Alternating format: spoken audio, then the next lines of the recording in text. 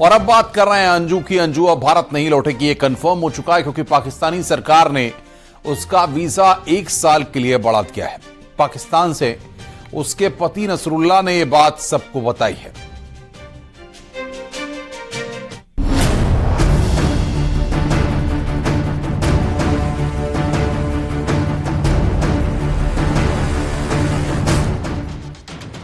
झूठ बोलकर पाकिस्तान गई अंजू ने एक के बाद एक झूठ बोले। अंजू ने कहा उसने नसरुल्लाह से निकाह किया, लेकिन ये झूठ निकला। अंजू ने कहा उसके वीजा की अवधि खत्म होने वाली है और वो भारत लौटेगी, लेकिन इस खबर में कोई सच्चाई नहीं है क्योंकि पाकिस्तान की हुकूमत ने अंजू का वीजा 1 साल के लिए बढ़ा दिया है। इससे तमाम अटकलें खारिज हो गई हैं, जिसमें कहा जा रहा था कि अंजू भारत लौटेगी। उसके पाकिस्तानी पति नसरुल्लाह ने पाकिस्तानी मीडिया के सामने आकर दोनों की शादी की बात पर मोहर लगा दी है। एक दिन पहले नसरुल्लाह पाकिस्तानी गृह मंत्रालय के बाहर पाया गया और पाकिस्तानी मीडिया ने उससे अंजू के बारे में पूछा, जिसमें उसने 1 साल के वीजे की बात बताई है। अस्सलाम वालेकुम।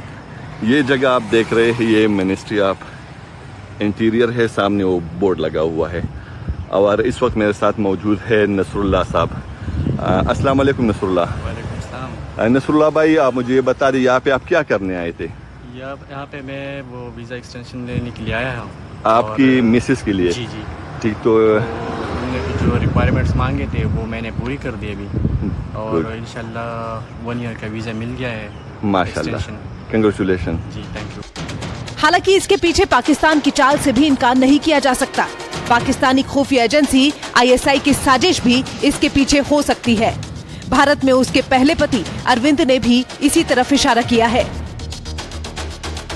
अंजू और अरविंद का अभी तलाक नहीं हुआ है, लेकिन अंजू ने धर्म परिवर्तन कर पाकिस्तान में नसरुल्लाह से निकाह कर लिया है। अरविंद का कहना है जो महिला अपने पति और बच्चों को छोड़ सकती है, वो कल को नसरुल्लाह को भी छोड़ देगी। एक तरफ अंजू है जो पाकिस्तान में घूम रही है और महंगे महंगे गिफ्ट्स ले रही है, तो वहीं दूसरी तरफ भारत में उसके बच्चे और पति हैं, जिनकी जिंदगी अंजू के जाने से पूरी तरह से बदल गई है। लेकिन अब अंजू के पहले पति अरविंद ने अंजू और नसरुल्लाह को चैलेंज किया है। अरविंद ने कहा है कि जो महिला अपने पति और बच्चों की नहीं हुई तो वो किसी की भी नहीं हो सकती। अरविंद का कहना है कि बच्चे अंजू से इतना नाराज हैं कि उसका मुंह देखने के लिए भी तैयार नहीं है। Bureau report, news 18।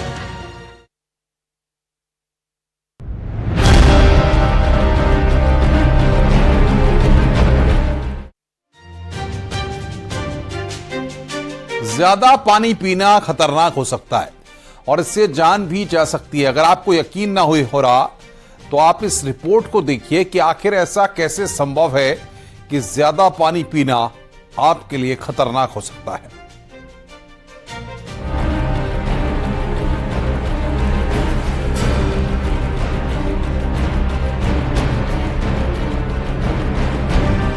क्या पानी पीना जानलेवा हो सकता है? क्या ज्यादा पानी पीने से जान भी जा सकती है? चौंकाने वाली खबर अमेरिका से आई है, जहां 35 साल की एक महिला ने जरूरत से ज्यादा पानी पी लिया और उसकी मौत हो गई। एशले समर्स नाम की महिला अमेरिका के इंडियाना की रहने वाली थी। वो अपने पति और 2 बेटियों के साथ वीकेंड ट्रिप पर गई थी। ट्रिप के दौरान उसने खूब बोटिंग की। एशले को काफी ज्यादा डिहाइड्रेशन की समस्या होने लगी। उसके सिर में जोर का दर्द उठा। शरीर में पानी की कमी को दूर करने के लिए उसने 20 मिनट के अंदर 4 बोतल पानी पी लिया, जिसकी मात्रा 2 लीटर बताई गई। आमतौर पर एक इंसान इतना पानी पूरे दिन में पीता है। जिसके बाद एशले अचानक से गिर गईं। उसे तुरंत अस्पताल ले जाया गया। ICU में भर्ती हुई, लेकिन डॉक्टर उसकी जान नहीं बचा पाए। डिहाइड्रेशन की कंडीशन में दैट मैटर्स कि उन्होंने इलेक्ट्रोलाइट के साथ पानी लिया है कि प्लेन पानी लिया है, तो दैट मैटर्स ना, कि अगर तो उन्होंने इलेक्ट्रोलाइट के लिए साथ लिया होता तो आई थिंक इतना लॉस नहीं होना चाहिए था। लेकिन उनका जो पानी पीने का टाइमिंग था दैट इज ऑल्सो मैटर्स कि भाई उन्होंने कितनी देर के बाद पानी पीना शुरू किया उन्होंने, और उनको कितनी अवेयरनेस थी कि मैंने कितना कितना पानी पीना है, आधा गिलास पीना कि गट गट करके पीना है, किस तरह से पिया, तो वो सारी चीजें मैटर करती हैं मैम। डॉक्टर्स के मुताबिक एशले समर्स की मौत वाटर टॉक्सिसिटी की वजह से हुई है। एशले के दिमाग में सूजन आ गई थी। शरीर के अंगों में खून की सप्लाई बंद हो गई थी। हम एक्सरसाइज करते हैं या फिर गर्मी में धूप में कुछ काम कर रहे हो बहुत लंबे समय के लिए, तो हमारे शरीर से नमक का कमी वो होने लगती है। फिर जब हम पानी पीते हैं और वो पानी में अगर कोई नमक ना मिला हो तो वो हमारे बॉडी की जो नमक है, जिसको हम सोडियम कहते हैं, उसको और भी कम कर देती है, जिससे हाइपोनेट्रीमिया यानी कि सोडियम की कमी हो जाती है, जिससे ब्रेन में सूजन का आना, बेहोशी होना, मिर्गी आना और अचानक मृत्यु हो जाना, ये सारी चीजें हो सकती है। पानी पीना सेहत के लिए काफी फायदेमंद माना जाता है। पानी पीने से शरीर के सभी टॉक्सिक पदार्थ बाहर निकल जाते हैं। अमूमन एक दिन में 3 लीटर तक पानी पीने के लिए कहा जाता है, लेकिन ये भी शरीर के भार पर निर्भर करता है।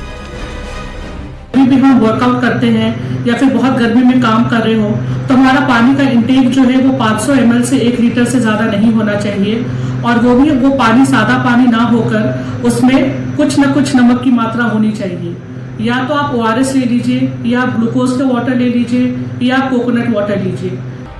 पानी जितना लाभदायक है उतना ही नुकसानदायक भी हो सकता है। अमेरिका की घटना सबक देने वाली है, क्योंकि कई बार सोडियम की कमी से आपको चक्कर आने लगते हैं, बेहोशी होने लगती है, या यहाँ तक कि दौरे जैसी बीमारी भी हो सकती है। और जो ये केस सामने आया है, इस तरीके से मौत की खबर भी सामने आ सकती है। तो चौंकने की जरूरत नहीं है कि पानी पीना हमारे सेहत के लिए खतरनाक है, लेकिन गलत तरीके से पानी पीना हमारी सेहत के लिए खतरनाक हो सकता है। सावधानी बरतने की जरूरत है और आराम से सिप सिप करके पानी पीने की जरूरत है। कैमरा पर्सन बीनू के साथ रचना, न्यूज़ 18 दिल्ली।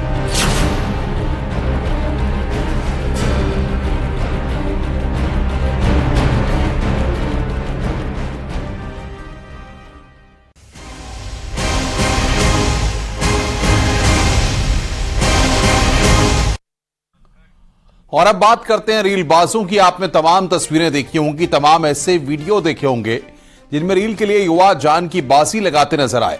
लेकिन आज नोएडा और मेरठ के उन रीलबाजों से मिलवाएंगे जो रंगबाजी के लिए अपनी ही नहीं दूसरों की जिंदगी से भी खिलवाड़ करते नजर आए हैं।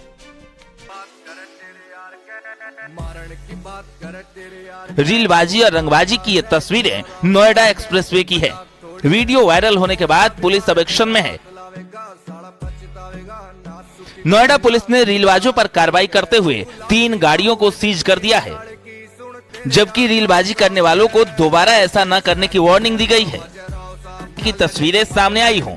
इससे पहले भी Meerut expressway, elevated road, Agra, Lucknow जैसे शहरों से रीलबाजों के कारनामे वायरल हो चुके। Court news 18। अवैध प्लॉटिंग के खिलाफ प्रयागराज विकास प्राधिकरण का बुलडोजर लगातार चल रहा है। यह कार्रवाई जोन संख्या 1 के मैगांव प्रहार चायल के साई ग्रीन में की गई है।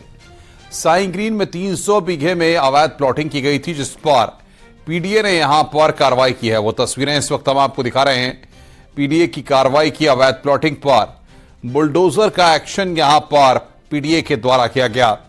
पीडीए ने यह कार्रवाई की है जिसमें अवैध प्लॉटिंग ध्वस्त की गई है।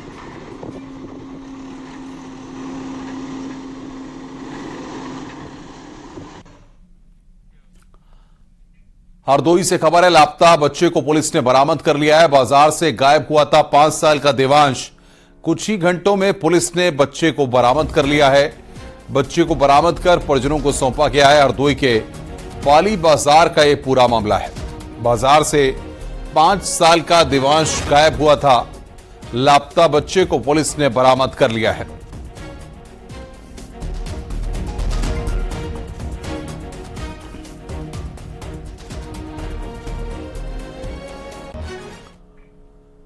खबर गाजीपुर से है। गाजीपुर की पॉस्को कोर्ट ने रेप के मामले में आरोपी युवक को 20 साल की सजा दी है। मामला बरेसर थाना क्षेत्र का है, जहां के गांव में रहने वाला युवक 12 मई 2022 को एक नाबालिग लड़की को बहला फुसलाकर बलिया से ले जाकर रेप किया था।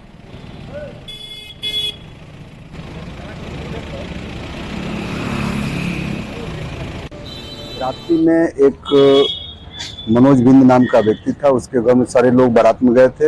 यह घर पर अकेला था। उसके बहन, उसकी पुत्री को कोई भगा ले गया। तो बगल का रोहित बिंद नाम का लड़का था, वो भगा ले गया और उसको ढोनाडी स्टेशन बलिया होते हुए गोरखपुर ले गया। गोरखपुर में जाकर इसके साथ बलात्कार संघर्ष स्थापित किया। साथ में एक और सहयोगी के लिए जिसके घर में रखा था, उसने भी इसके साथ बलात्कार किया था। आज इसमें ऐतिहासिक फैसला जो आया अपने पॉक्सो के जज श्रीमान राकेश जी के द्वारा 376 व 5/6 पॉक्सो में 20 वर्ष की सजा और 15,000 का अर्थदंड से दंडित किया गया। गोरखपुर से लखनऊ के बीच चलने वाली वंदे भारत ट्रेन के 4 बार शीशे चटक गए। 3 बार पत्थर फेंकने के चलते और 1 बार का कारण अभी तक रेलवे पता नहीं कर पाया है। पूर्वोत्तर रेलवे के सीपीआरओ का कहना है कि Vande Bharat high security train है और इस ट्रेन में कांच का काम अधिक है, इसलिए जब कोई व्यक्ति पत्थर फेंकता है तो वह कांच पर लग जाता है, जिससे कांच टूट जाता है। लोगों से अपील की है कि ट्रेनों पर पत्थर न फेंकें, नहीं तो कड़ी से कड़ी सजा रेलवे के कानून के तहत दी जाएगी।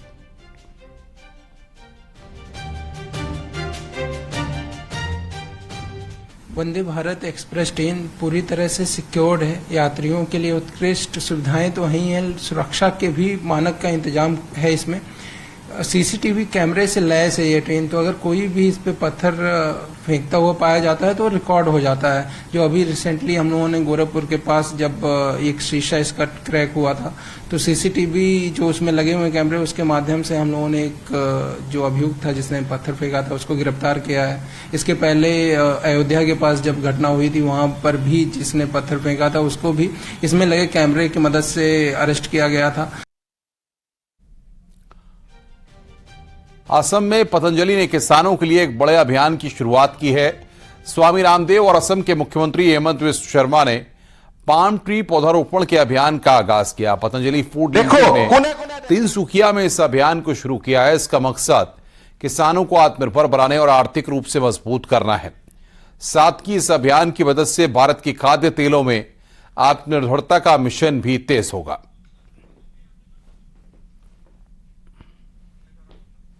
तो स्वामी रामदेव ने किसानों की कमाई बढ़ाने की यहां पर गारंटी दी है। अभियान की शुरुआत यहां पर की है।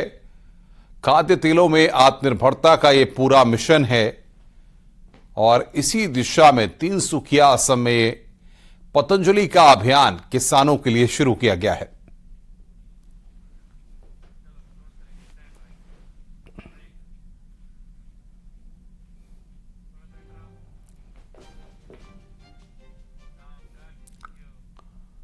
रुक रहे हैं यहां पर ब्रेक के लिए। खबरों का सिलसिला लगातार जारी है। ये है न्यूज़ 18 नेटवर्क।